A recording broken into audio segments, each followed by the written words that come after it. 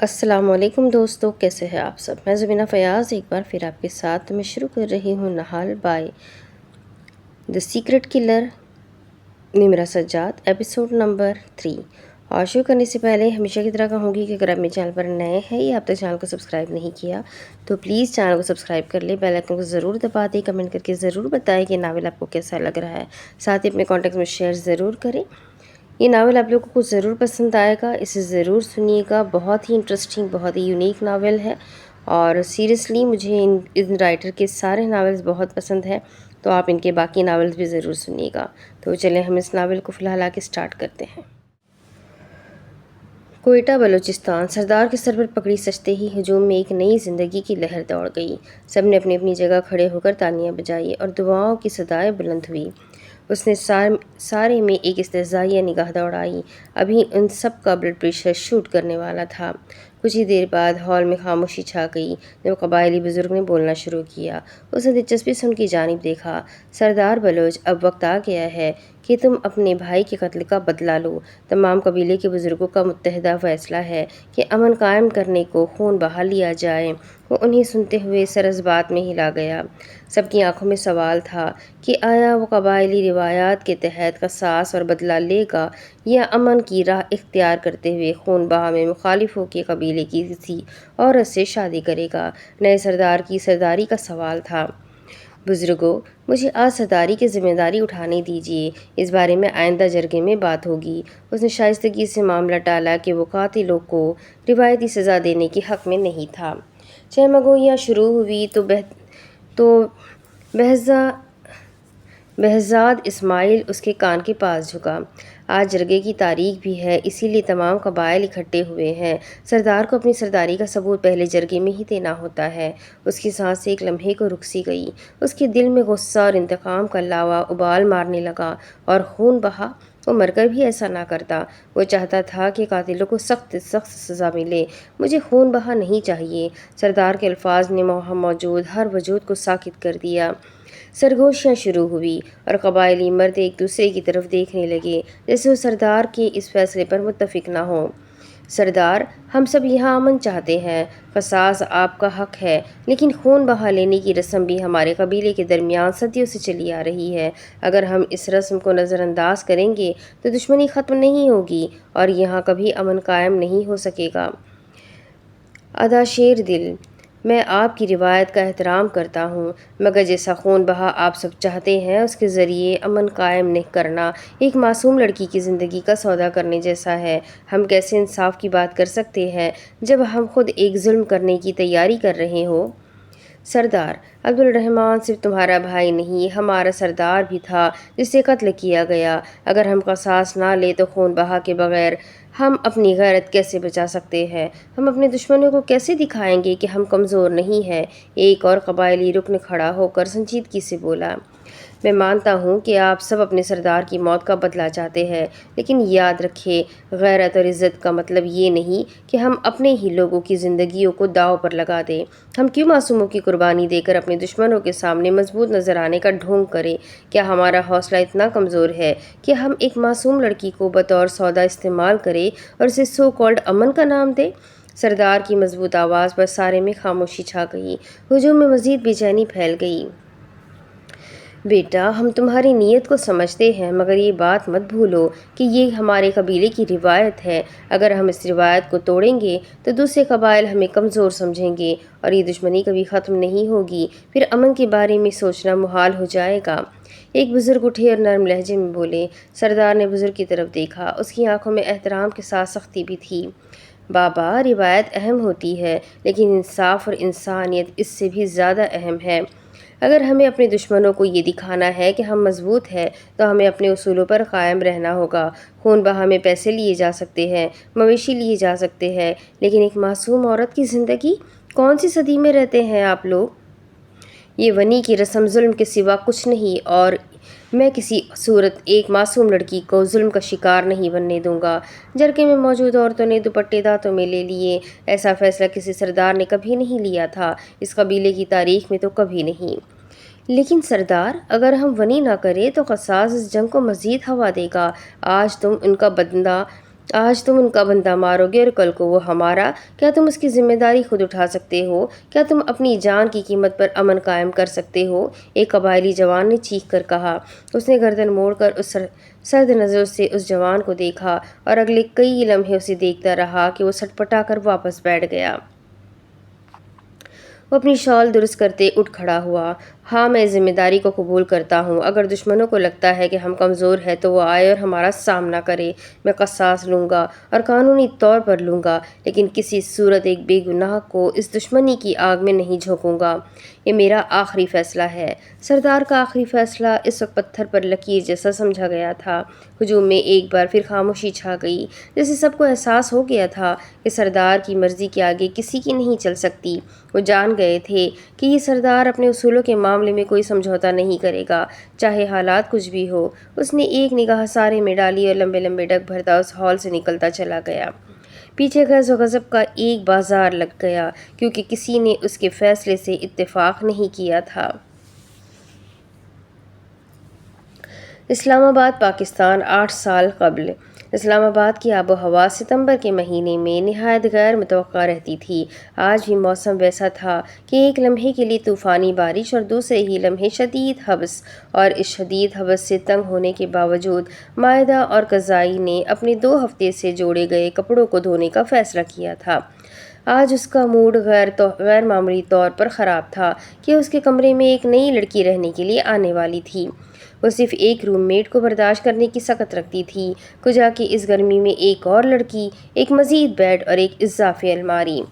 وہ کپڑے دھونے کے بعد پھیلا کر اپنی بالٹیاں اٹھا کر جب واپس کمرے میں آئی تو نئی آنے والی ملکہ عالیہ کا بستر لگ چکا تھا، الماری سیٹ کی جا چکی تھی اور وہ اپنے بستر پر بیٹھی خاموشی سے کوئی چلہ کاٹ رہی تھی۔ مائدہ نے ایک نظر غور سے اسے دیکھا اور پھر اس کمرے پر خود کو سب سے طاقتور ظاہر کرنے کی خاطر اس سے بات تک نہ کی اور نہ اسے خوش آمدید کہا، گویا کہ وہ لڑکی اس سے بڑی لگتی تھی، اور ایسا رویہ رکھنا مائدہ کی عادت کے خلاف تھا۔ اپنا سامان سلیقے سے اپنی الماری کے پاس رکھ کر وہ اپنے بستر پر ڈھیر ہو گئی، جیسے بہت تھک گئی ہو۔ کمر کو تھوڑا حوصلہ ملا تو اس نے فون اٹھایا اور بٹن دبانے لگی۔ چند منٹ انسٹاگرام پر ضائع کرنے کے بعد وہ واٹس ایپ پر آئی اور ایک گروپ کال ملا لی۔ اگلے 1 منٹ میں اس کال کو 3 لوگ اٹھا چکے تھے۔ وہ نظر کی نظر اس لڑکی کو بھی دیکھ لیتی جو بت بنی بیٹھی تھی۔ میں نے سلام نہیں کیا تو اسے ہی پہل کر لینی چاہیے تھی، اس نے ناگواری سے سوچا۔ کیسی ہو مائدی؟ تم اپنے عالمی دن پر ہمیں کال نہیں کرتی۔ آج کیسے کر لی؟ ایک لڑکی کی کھنکتی ہوئی آواز اسپیکر پر ابھری۔ مائدہ اٹھ کھڑی ہوئی اور اپنی الماری سے ایک لوشن لے کر واپس بیڈ پر آ بیٹھی۔ میرا موڈ پہلے سے ہی خراب ہے، بہتر ہے مجھے کھانے پر بلاؤ، اس نے سب کو وارننگ دی۔ شیف انکل چھٹی پر ہیں اور میں ممی ڈیڈی کے ساتھ باہر جا رہی ہوں، پہلا بہانہ۔ فائز گھر پر ہے، دوسرا بہانہ۔ میرے گھر تو تم ویسے ہی نہیں آؤ گی، حالانکہ میں ڈرائیور تک بھیج سکتی ہوں، تیسرا بہانہ۔ لوگ صحیح کہتے ہیں، جب خدا کسی کو چھپڑ پھاڑ کر دیتا ہے تو وہ بخیل بھی اتنا ہو جاتا ہے۔ مائدہ نے اپنے جلے دل کے پھپھولے پھوڑے۔ خدا ہمیں مسکینوں اور یتیموں پر لگانے کو نوازتا ہے، ہڈ حراموں پر نہیں۔ بھولو مت امارا، پچھلے 1 ہفتے سے کینٹین پر چاٹ سموسے کے پیسے میں دے رہی ہوں۔ ہڈ حرامی کی بات کرو تو اپنا نام لواحقین میں ضرور لکھنا۔ ویسے کیا پکا ہوا ہے ہاسٹل میں؟ آج پھلیوں کی سبزی بننی تھی اور میں نے ابھی تک کھانا نہیں کھایا، ابھی کپڑے دھو کر آئی ہوں اور آگے ایک نئی روم میٹ کو دیکھ کر موڈ مزید غارت ہو گیا ہے۔ مجھے گھور ایسے رہی ہے جیسے مجھ پر تھیس لکھنا ہے۔ منہ پھٹ مائدہ نے کوئی مروت نہ دکھائی۔ چند لمحے دوسری جانب خاموشی چھا گئی۔ وہ سب اس کے یوں بے لگام بولنے پر ماتھا ہی پیٹ سکی تھی۔ میری ساری حمایت نئی روم میٹ کے لیے ہے، اسے میری جانب سے ہیلو بولو۔ مائدہ کو تو برا ہی لگ گیا۔ ایک کام کرو زمرد، اس کو اپنے گھر کے بغل والے پلاٹ پر مکان تعمیر کروا دو۔ مائدہ نے پھر سے اسے دیکھا جو ہنوز آلتی پالتی مارے بیڈ کی پشت سے ٹیک لگائے سامنے دیکھ رہی تھی، جیسے مائدہ کے طنز کا اس پر رتی برابر اثر نہ ہوا ہو۔ اچھا بولو کیا کھاؤ گی؟ ہاسٹل بھجوا دیتی ہوں۔ او بی بی معاف کرو، مجھے نہیں چاہیے تمہارے کسی بھائی کے ہاتھ کا کھانا، اس نے محرم کو خود ہی منع کر دیا۔ ٹھیک ہے، رات کا کھانا باہر کھا لیتے ہیں۔ مہدی کے ہاسٹل کے آس پاس اب ٹھیک ہے، امارہ نے کہا۔ پیسے کون دے گا؟ مہینے کا آخر چل رہا ہے اور میرے پاس کرائے کے نام پر چند سو بچے ہیں۔ مائدہ نے اپنی غریبی کا رونا رویا۔ میری تو اس مرتبہ کی ساری پاکٹ منی نہل کو چلی گئی۔ زمرد نے بھی ہری جھنڈی دکھائی۔ میرے اکاؤنٹ کی حالت کا تم لوگوں کو معلوم ہی ہے، اگلے مہینے کی 3 تاریخ سے پہلے اس میں پیسے نہیں آ سکتے۔ امارہ نے بھی اپنے ٹائٹ بجٹ کا بتایا۔ میں حیدر سے پیسے لوں گی اگر تم لوگ واپس کرنے کا وعدہ کرو، مہرنگ نے آخر کار کہہ ڈالا، اور ساتھ میں اپنے بھائی سے پیسے مانگنے کی شرط واضح کی، کیونکہ وہ جانتی تھی ان تینوں پر ایک مرتبہ پیسے لگا لیے تو واپس کسی نے نہیں کرنے، البتہ وعدہ خلافی وہ نہیں کر سکتی تھی۔ مجھے بھوک نہیں ہے، مائدہ نے تھک ہار کر کہا۔ وعدہ کرنے اور نبھانے میں تو میری جان جاتی ہے، زمرد نے بھی سرآ بھری۔ میں واپس لوٹا دوں گی مہرو، بس تم آج باہر کھانا کھلانے کا انتظام کرو، وعدہ کرو، مہرنگ نے پھر کہا، کیونکہ امارہ نے کہہ دینا تھا، میں نے وعدہ تھوڑی کیا تھا، بس جنرل بات کی تھی۔ کچھ دیر لڑ جھگڑ کر فیصلہ ہوا کہ وہ سب رات کا کھانا باہر نہیں کھائیں گی۔ مائدہ نے بوری سے فون بستر پر پھینکا اور اٹھ کھڑی ہوئی۔ اپنی پانی کی بوتل اٹھاتے ہوئے وہ چونکی، کیونکہ نئی روم میٹ ابھی تک اسی طرح بیٹھی اسے دیکھ رہی تھی، اور اس سارے وقت میں وہ پہلی مرتبہ حیران ہوئی۔ بی بی، مراقبے سے نکل آؤ، کمرے میں چل پھر سکتی ہو، بول سکتی ہو، کیونکہ پیسے دے کر آئی ہو۔ وہ اس کی جانب آئی، تب بھی وہ ہنوز سامنے دیکھتی رہی۔ مائدہ کو تجسس ہوا کہ کہیں جنات کا معاملہ نہ ہو، اسی لیے وہ اس کے مزید قریب گئی۔ ہیلو محترمہ، آپ سے مخاطب ہوں۔ مائدہ نے اس لڑکی کی آنکھوں کے سامنے ہاتھ ہلایا۔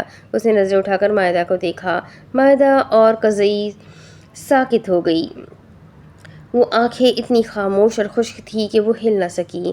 میں مائدہ اور قزئی ہوں، پشاور سے آئی ہوں اور یہاں ایک کالج میں پری میڈیکل کر رہی ہوں۔ تمہارا تعارف؟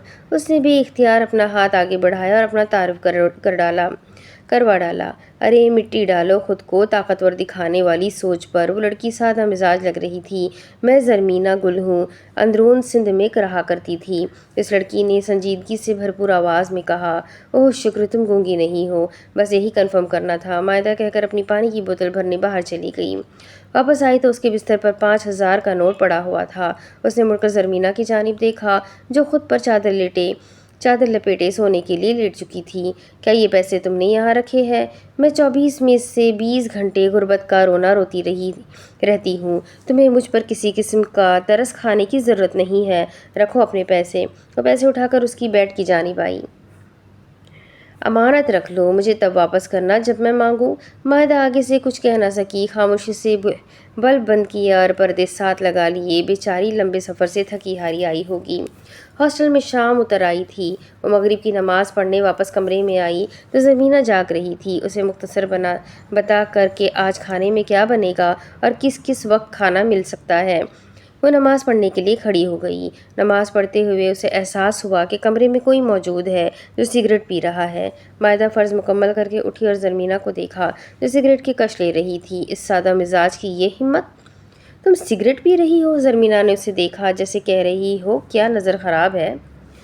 ابھی کے ابھی اسے بجھاؤ اور باہر جا کر پیو، ورنہ میں وارڈن سے شکایت کروں گی، وہ مشتعل سی کہہ رہی تھی۔ زرمینہ سر ہلا کر اٹھ کھڑی ہوئی۔ مائدہ نے یہاں لڑکیوں کو ہر طرح کی آزادی میں رہتے دیکھا تھا، لیکن ہاسٹل میں یوں سرِ عام کسی لڑکی کو سگریٹ پیتے نہیں دیکھا تھا۔ مجھے نہیں معلوم تھا تمہیں سگریٹ سے مسئلہ ہے، تمہارے طور طریقے سے یہی لگا جیسے اس کمرے میں سب کو اپنی مرضی کرنے کی آزادی حاصل ہے، چاہے وہ کسی کے منہ پر طنز کرنا ہی کیوں نہ ہو۔ نماز کا وقت نکل رہا ہے، وہ مکمل کرو۔ اس کا کندھا تھپتھپا کر وہ باہر نکل گئی اور مائدہ پیچ و تاب کھا کر رہ گئی۔ اس سادہ مزاج کی یہ ہمت! اس لڑکی کو تو وہ نماز کے بعد دیکھے گی۔ اگلے دن کالج میں وہ ان تینوں سے نئی روم میٹ کی غیبت زور و شور سے کر رہی تھی، اور وہ تینوں بھی نان ٹکی سموسہ چاٹ اور ڈرنک کے ساتھ اسے سن رہی تھی۔ بالوں کی پونی ٹیل بنائے، دوپٹے کو ایک پٹی کی مانند یونیفارم پر سیٹ کیے، وہ چاروں کلاس بنک کیے کالج کے خاموش ترین گوشے میں بیٹھی ہوئی تھی۔ تمہیں اسے سگریٹ پینے سے روکنا چاہیے تھا، زمرد نے کہا، یا کم از کم اس سے کچھ سلام دعا کر لیتی۔ امارہ نے بھی کہا، میرا خیال ہے ہمیں جا کر پوچھنا چاہیے۔ مہرنگ نے بھی لقمہ دیا۔ خبردار، جو کسی نے ہاسٹل چلنے کا سوچا بھی تو، مائدہ نے وارننگ دی۔ وہ تینوں اس کی اچھی خاصی سب کی کروا دیتی تھی۔ ہاسٹل کے سیکیورٹی گارڈ سے لے کر وارڈن تک کی باتیں اکیلی مائدہ کو سننا پڑتی تھی، اور غلطی سے بات اس کے لالہ تک پہنچ جائے تو جو اس کی ایموشنل بلیک میلنگ سننا پڑتی تھی۔ اللہ امان! کالج میں دارائلز کے نام سے ایک ہی گروپ جانا جاتا تھا جو خاصا بدنام تھا۔ وہ ان 4 لڑکیوں کا گروپ تھا جو مختلف اوقات، حالات اور واقعات کی بدولت دوست بنی تھی۔ وہ 4 عام سی لڑکیاں جن کی دوستی کی بنیاد نہ تو کلاس روم کی روٹین پر بنی تھی اور نہ ہی کسی عام دلچسپی کی وجہ سے، بلکہ وہ مختلف واقعات اور حالات تھے جو انہیں ایک ساتھ لے آئے تھے۔ اونچے طبقے سے تعلق رکھنے کی بدولت عمارہ اور زمرد کے خاندان ایک دوسرے سے اچھے مراسم رکھے ہوئے تھے، جبکہ ان دونوں کی مائدہ سے دوستی کالج کے کسی طالب علم کو بلی ہونے سے بچاتے ہوئے ہوئی تھی۔ مہرنگ خاصی ٹیڑھی کھیر تھی۔ اپنے بھائیوں کی بدولت اسے کالج کے با اثر طالب علموں کی نظر سے دیکھا جاتا تھا۔ کالج کے پہلے سال ہی ان کی دوستی اتنی گہری ہوئی کہ کالج کے اندر اور باہر ہر جگہ ان کا چرچا ہونے لگا تھا۔ اس دوستی کو رائل گروپ کا نام کب دیا گیا، سب کا اپنا نظریاتی جواب تھا۔ وہ ابھی انہی باتوں میں مشغول تھی کہ انہیں کسی ٹیچر کے سینڈلز کی ٹک ٹک کی آواز آئی۔ وہ ہڑبڑا کر اٹھ کھڑی ہوئی کہ کسی نے پھر شکایت لگا دی ہوگی، اور کھانے کا سامان ایک طرف کو ڈال دیا۔ مائدہ، زمرد اور مہرنگ وہاں سے بھاگ کر مزید پچھلی طرف چلی گئی، اور عمارہ جلدی سے آگے آئی جیسے وہ بھی وہاں ابھی ابھی پہنچی ہو۔ السلام علیکم میم، اس نے مسکرا کر کہا۔ وعلیکم السلام عمارہ، آپ یہاں کیا کر رہی ہیں؟ انہوں نے شکی نگاہوں سے اسے دیکھا۔ وہ اس کے پیچھے بھی کچھ دیکھنا چاہا لیکن پیچھے تو سارا راستہ خالی تھا۔ تبھی اسے دیکھ کر وہ اپنا لہجہ سخت نہ کر سکی۔ نرم گفتار، کم گو اور ذہین عمارہ کو تمام استاد پسند کرتے تھے جب تک وہ اپنے باقی کے گروہ کے ساتھ نہ ہوتی۔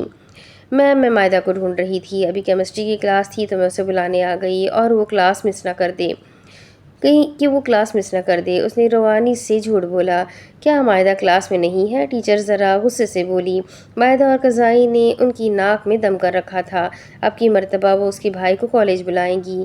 نہیں میم، ابھی 2 منٹ پہلے ہی وہ پانی کا کہہ کر کلاس سے نکلی تھی، پتہ نہیں کہاں چلی گئی۔ اگر انہیں اجازت ہوتی تو وہ عمارہ کو 1 نہیں 3 تھپڑ رسید کر کے اپنا غصہ اتار دیتی۔ وہ منہ توڑ جواب اتنی شائستگی سے دیتی کہ اگلے کو غصہ آتا تب بھی کم از کم اس پر اتار نہ پاتا۔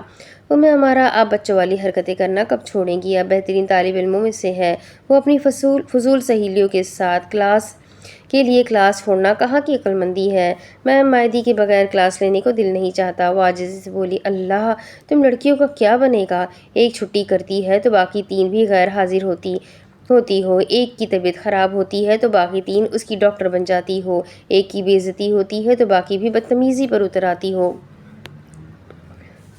ایک ٹاپ کرتی ہے تو باقی 3 بھی اچھے نمبرات سے پاس ہوتی ہے، اور یہ تو دوستی کا تقاضا ہے۔ ہم سب ایک دوسرے کا ساتھ نہیں دیں گی تو اور کون دے گا؟ عمارہ نے ٹکڑا لگایا۔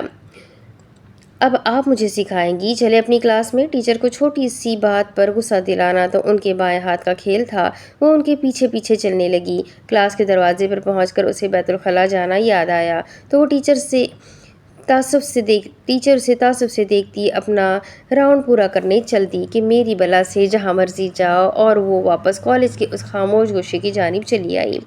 اگر مجھے کلاس میں جانا پڑتا تو تم سب کا بھی بتا دیتی، وہ مزے سے کہتی، اپنی بچی ہوئی چاٹ سامنے کرتی واپس کھانے کے لیے بیٹھ چکی تھی۔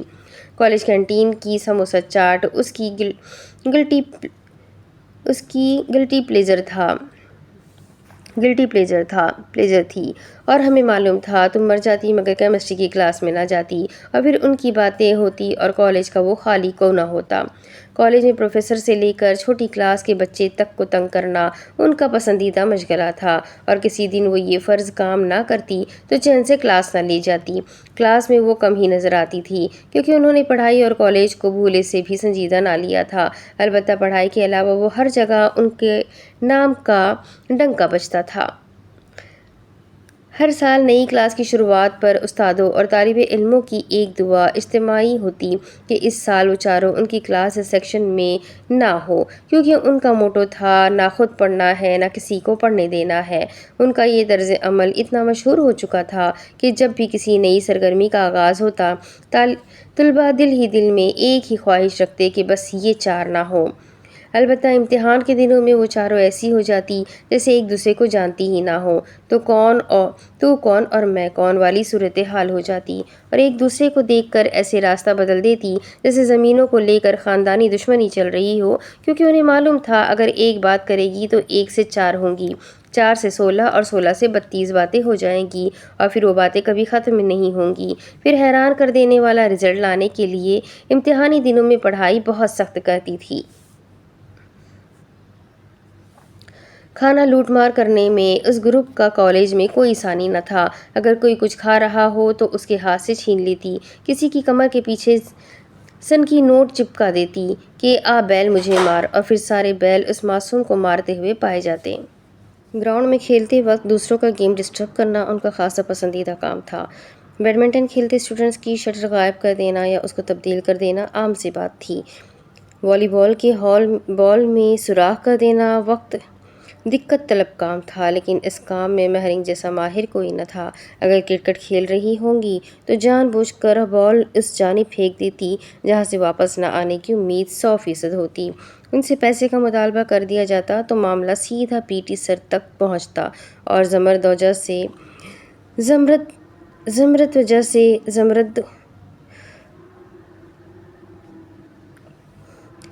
وجہ سے پی ٹی سر کو معاملہ جلد ختم کرنا پڑتا۔ شطرنج کی سنسنی خیز گیم جاری ہے، ادھر ان میں سے کسی نے گتا الٹ دیا اور ادھر ہڑبڑی میں کئی زبانوں سے انگلش گالیاں بیک وقت نکلی، اور لو ہو گیا ستیہ ناس۔ مائدہ میدان میں اتری اور پھر لگی بحث کرنے، کسی کی ہمت بھی کیسے ہوئی اسے گالی دینے کی۔ پھر ڈسپلن کمیٹی ان پر کوئی چارج ثابت نہ کر پاتی، کیونکہ معاملہ زمرد کا بھائی سنبھال لیا کرتا کہ کوئی بڑی بات نہیں ہوئی۔ کینٹین والے انکل کے پاس بھی اچھا خاصا ادھار لکھوایا ہوا تھا، حالانکہ پیسے ہر وقت ہر ایک کی جیب میں موجود رہتے۔ بک شاپ پر کتابوں، انک اور دیگر اسٹیشنری کا الگ سے قرضہ چڑھا رکھا تھا۔ بک شاپ والے بیچارے بوڑھے سے انکل ان کے ہر بار کوئی نئی شے مانگنے پر پچھلے پیسے مانگتے خود شرمندہ ہو جاتے، اور وہ ہر بار ایک ہی جواب دیتی کہ کالج سے جاتے ہوئے سارے ادھار دے جائیں گی، کہ ادھار رکھنا ہم پر حرام ہے۔ پھر ان کو مجبوراً پرانے ادھار میں ہی مزید اضافہ کرنا پڑتا۔ وہ ان کو اس لیے کچھ نہیں کہتے کیونکہ ہر بار ادھار واپس کرنے وہ چند ہزار ایسے ہی دے دیتی تھی، اور وہ ان کا احسان بھی نہیں بھولتے تھے کہ ان کی بیٹی کی شادی کے لیے کالج کی ہر کلاس میں جا کر ڈونیشن ان چاروں نے اکٹھی کی تھی، اور کسی کو معلوم تک نہ ہوا تھا کہ وہ پیسے ان کو دیے گئے تھے۔ وہ ٹیچرز کی پسندیدہ طالبات نہیں تھی تو ناپسندیدہ بھی نہیں تھی۔ کلاس میں زیادہ تر ٹیچرز انہیں نظر انداز ہی کرتے تھے۔ زیادہ بس نہ چلتا تو کلاس سے باہر نکال کر دم لیتے۔ کچھ طالب علموں کو انہوں نے اتنا ڈرا کر رکھا ہوا تھا کہ بیچارے ان کو آتا دیکھتے تو راستہ بدل دیتے، اور یوں سوچتے ہوئے نظر آتے، یہ میرا راستہ نہیں تھا، میں اس طرف نہیں جا رہا تھا، شاید کچھ بھول گیا ہوں، چلو واپس چلتے ہیں۔ اور کالج کے دوسرے گروپس کے ساتھ ان کا ایکس کا آنکڑا تھا۔ البتہ وہ کسی دوسرے گروپ کے ساتھ بلا وجہ کی ٹکر لینے کا شوق بھی نہیں رکھتی تھی، لیکن اگر ہو جائے تو وہ بھی کم نہ تھی۔ اکثر اوقات یہ جنگ سوشل میڈیا تک پہنچ جاتی، اور سوشل میڈیا پر موجود کالج کے مختلف فیک پیجز پر بھی انہیں بلی کیا جاتا۔ کبھی ان کے فیشن سینس پر مذاق اڑایا جاتا تو کبھی ان کی تصاویر پر بے تکے تبصرے کیے جاتے، لیکن زمرہ سوشل میڈیا کی گیم میں ان سے آگے تھی، اور وہ ہر حملے کا نہ صرف بہترین انداز میں جواب دیتی بلکہ ایسے جوابی وار کرتی کہ لوگ خود ہی چپ ہو جاتے۔ زمرد کا انداز منفرد تھا، وہ عام لڑکیوں کی طرح جذبات میں بہہ کر جواب نہیں دیتی تھی، بلکہ ہمیشہ شائستگی اور زبردست حسن مزاح کے ساتھ اپنے حق کا دفاع کرتی۔ اسے ہر حال میں پبلک کے سامنے اچھا رہنا ہوتا تھا۔ ایک مرتبہ کسی لڑکے نے اس کے خلاف خود نمائی کا شاہکار کے ہیش ٹیگ کا ٹرینڈ چلایا تو بیچارہ ہر اس کرنے کے ہراس کرنے کے جرم میں جیل کی ہوا کھایا، اور زمرد کا جواب سادہ تھا کہ شاہکار ہونا بھی ایک آرٹ ہے، اور وہ تو ہمیشہ سے ہی آرٹسٹ رہی ہے، اور اس سب میں اسے اپنے بڑے بھائی کی پوری حمایت حاصل رہتی تھی۔ انفیکٹ پیجز سے آنے والے تبصروں کا اس طرح جواب دیتی کہ لوگ اسے مزید پسند کرنے لگتے، اور ہنسی مذاق میں اس کی فین فالوئنگ بھی بڑھ جاتی۔ کالج میں کوئی افواہ پھیلانی ہو تو ان چاروں کا کوئی ثانی نہیں تھا۔ سر لقمان نے کالج چھوڑ دیا ہے، میں نے انہیں کل اپنا استعفیٰ دیتے ہوئے دیکھا تھا۔ سر لقمان 2 دنوں کے لیے چھٹی پر ہے، اور یہ افواہ پورے کالج میں جنگل کی آگ کی طرح پھیل چکی ہے، کیونکہ سیدہ مہرنگ ملک کے افواہ ساز ہر کلاس میں موجود ہے۔ ہا ہا ہا، اس کے 4 بھائی۔ طلباء و طالبات میں چہمگوئیاں شروع ہو جاتی ہے، اسٹاف روم کے باہر بچوں کا رش بڑھ جاتا ہے، ہر دوسرے بچے کو یہی سوال پوچھتا دیکھ کر ٹیچرز سر پکڑ لیتے ہیں۔ ہم نے تو سر کو فیئر ویل ہی نہیں دیا۔ ضرور کالج والوں کے ساتھ لڑائی ہوئی ہوگی، ورنہ کوئی ایسے بغیر بتائے کالج نہیں چھوڑتا۔ سر نے ہماری کلاس میں کبھی ذکر نہیں کیا، حالانکہ وہ ہمارے کلاس ٹیچر تھے۔ سر یقیناً ہم سے ناراض ہو کر گئے ہیں، ہم نے کل انہیں بہت زیادہ تنگ کیا تھا۔ دہم کلاس کے بچے شدید افسوس کرتے نظر آ رہے تھے۔ دو دنوں بعد سر لقمان کو سامنے دیکھ کر کچھ جذباتی طلباء رو پڑے تھے۔ اگلی افواہ اس سے بھی بڑی تھی۔ ٹیچر فریحہ کی شادی ہو گئی ہے۔ میری امی کل ولیمے میں گئی تھی، وہ خوش نہیں لگ رہی تھی اپنی شادی پر۔ مس فریحہ پچھلے 1 ہفتے سے ٹائیفائڈ کی وجہ سے چھٹی پر ہے، اور ادھر ان کی شادی کی خبر پھیل گئی ہے۔ کیا ٹیچر فریحہ نے شادی کر لی؟ ظاہر ہے اتنی پڑھی لکھی عورت کی شادی جب کسی ان پڑھ سے کر دی جائے تو وہ خوش کیسے ہو سکتی ہے؟ تبصرے پر تبصرہ جاری تھا۔ بیچاری مس فریحہ، ہم نے تو ویسے ہی ان کا سر خلیل کے ساتھ افیئر سمجھ رکھا تھا۔ تبصروں میں طالب علم ہر حد پار کر دیتے تھے۔ ہاں، میں کافی دنوں سے انہیں نوٹ کر رہی تھی، بہت خاموش رہتی تھی، مجھے ان کے ساتھ بہت ہمدردی ہو رہی ہے۔ کاش ان کی شادی سر خلیل سے ہی ہو جاتی۔ ایک اور تبصرہ، اگر میں ان کی جگہ ہوتی تو گھر سے بھاگ جاتی یا شادی سے انکار کر دیتی۔ ایک اور لڑکی نے فرط جذبات میں اپنی شاہانہ رائے کا اظہار کیا، اور وہ ان بیچارے اسٹوڈنٹس کے تبصروں پر دل کھول کر ہنستی۔ بہت سنجیدہ نوعیت کا پرینک اس وقت ہوا جب انہوں نے زمرد کے مر جانے کا پرینک کیا۔ پہلے تو کوئی یقین نہیں کر پا رہا تھا، لیکن جب زمرد نے فائز کی مدد سے خود کو سفید کپڑے میں لپیٹ کر میت کی صورت میں اپنی تصویر بنوائی تو سب کو یقین کرنا ہی پڑا کہ محترمہ لڑک گئی ہے، اور ہر ایک اپنی جگہ سوگوار ہو گیا اس خبر پر کہ جنازہ رات کو ہے۔ آدھے سے زیادہ کالج اس کے گھر امڑ آیا، اور اس خلاجت میں زمرد کے پاپا کو ساری رات وقفے سے آنے والے لوگوں کو بتانا پڑا کہ ان کی بیٹی صحیح سلامت ہے، اپنے کمرے میں سو رہی ہے، لیکن کوئی یقین کر جاتا، کوئی یقین کرنے کو تیار ہی نہ ہوتا، اور موصول ہونے والی تصویر دکھاتا جس میں وہ مردوں کے انداز میں پڑی ہوئی ہے۔ گیلانی صاحب، آپ اندر آ جائیں، میں آپ کو اس سے ملوا بھی سکتا ہوں۔ جس دکھی شکل سے کالج کے پرنسپل ان کے سامنے کھڑے تھے، ایک لمحے کے لیے ان کا دل کیا کہ واقعی زمرد کو مار کر اس کا جنازہ آج ہی بڑھوا دیں۔ پرنسپل سر ان کے ساتھ اندر آئے کہ اپنی آنکھوں سے تصدیق کر لے کہ واقعی بچی زندہ ہے یا مر گئی ہے۔ زمرد کو بلوایا گیا تو وہ آنکھیں مسلتے ہوئے ان دونوں کے سامنے زندہ برآمد ہوئی، جیسے اتنی رات گئے اپنی پیشی پر خود حیران ہو رہی ہو۔ زمرد، یہ کیا بدتمیزی ہے؟ پرنسپل صاحب غصے سے پوچھ رہے تھے۔ وہ دوسرے شہر سے صرف اس لیے جلدی واپس آئے کہ ان کے کالج کے ڈائریکٹر کی بیٹی اور طالبہ کا جنازہ رات میں ہے، اور اس کے چہرے پر ایسی گہری نیند کے آثار تھے جیسے پرنسپل سر نے اسے 7واں کلمہ بنانے اور سنانے کا کہہ دیا ہو۔ سوری سر، کون سی بدتمیزی؟ اس نے پوچھا۔ آپ جانتی ہیں آپ کی اس غلط حرکت کی وجہ سے کتنے لوگوں کو برا لگا ہے، وہ آپ کے گھر آ کر اپنے گھروں کو واپس گئے ہیں۔ انہوں نے پروانہ کی، اس کا باپ قریب بیٹھا ہوا ہے۔ سر، کون سی غلط حرکت؟ میں نے کیا کیا ہے؟ معصوم سی بچی پر اس کے باپ کے سامنے الزام لگایا جا رہا تھا۔ قدرت حرکت میں نہ آئی۔ آپ کی موت کے ڈرامے والی غلط حرکت کی بات کر رہا ہوں۔ میری موت کا ڈرامہ؟ یہ کس نے کیا؟ اس نے بڑی بڑی خاکستری آنکھیں ٹپکاتے ہوئے پہلے اپنے باپ کو اور پھر پرنسپل سر کو دیکھا۔ فائز بھی حالات سے لاتعلقی ظاہر کرتا وہاں کھڑا تھا۔ زمرد، کیا یہ سب سچ ہے کہ تم نے اپنی مری ہوئی تصویر تمام کالج کے طلباء کو بھیجی اور یہ افواہ پھیلائی کہ تم مر گئی ہو؟ اب اس کے پاپا اس سے پوچھ رہے تھے، پاپا میں زندہ ہوں، آپ کے سامنے کھڑی ہوں، میں کیوں اپنی مردہ لی گئی تصویر اسٹوڈنٹس کو بھیجوں گی؟ ایسے کوئی کسی پر کیوں یقین کرے گا؟ وہ مسلسل نفی کر رہی تھی۔ یہ تصویر دیکھو، تم ہی ہو نا؟ انہوں نے تصویر اس کے سامنے کی۔ یہ تو واقعی میں ہوں، لیکن یہ کیسے بنی؟ میں نے تو ایسا کوئی فوٹو شوٹ نہیں کروایا۔ وہ حیرانگی کی تمام حدوں کو پار کرتے تصویر کو زوم ان کر کے ہر اینگل سے دیکھ رہی تھی۔ اس کا بھائی کمال کا فوٹوگرافر تھا۔ زمرد، میں سچ سننا چاہتا ہوں۔ اس کے پاپا بے حد سنجیدہ تھے۔ اور آپ کو کیوں لگا کہ زمرد سب سچ بتا دے گی پاپا؟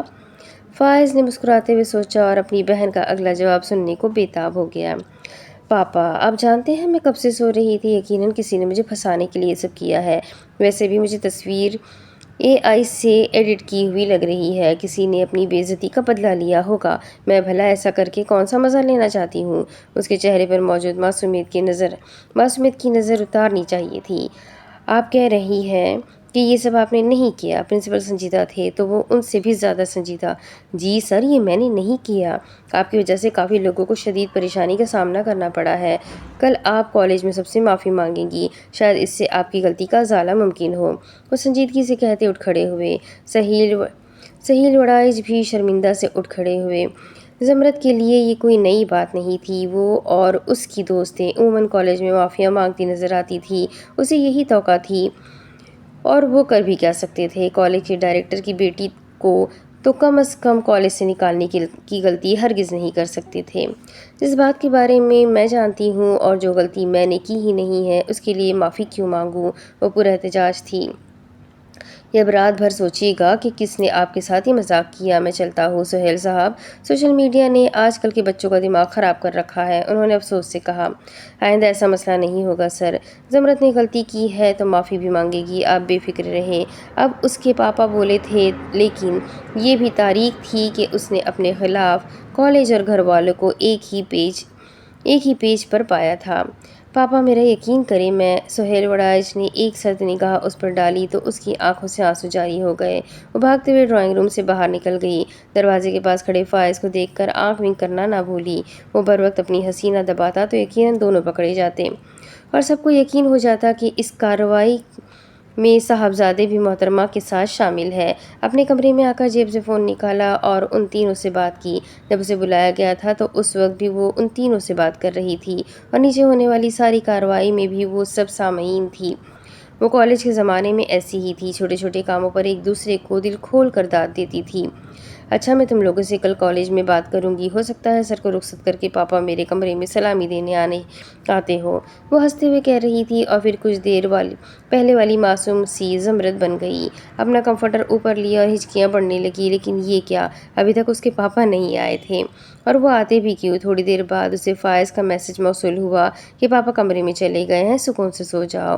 اسے برا لگا، بیٹی رو رہی ہے اور وہ اسے دیکھنے تک نہیں آئے۔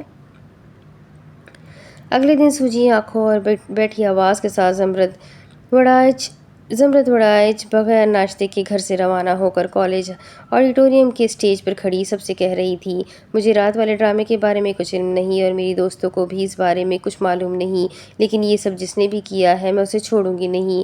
میں اس وقت یہاں اس غلطی کی معافی مانگنے کے لیے کھڑی ہوں جو میں نے نہیں کی۔ میں آپ سب سے اپنے نہ کیے ہوئے گناہ کی معافی مانگتی ہوں اور امید کرتی ہوں کہ آپ معاف کریں گے۔ میں شرارتی ہوں، چھوٹے موٹے پرینکس کرتی ہوں، کالج ولاگز بناتی ہوں، لیکن اتنی گھٹیا حرکت کرنے کا سوچ بھی نہیں سکتی۔ اس کے آنسو بہنے لگے۔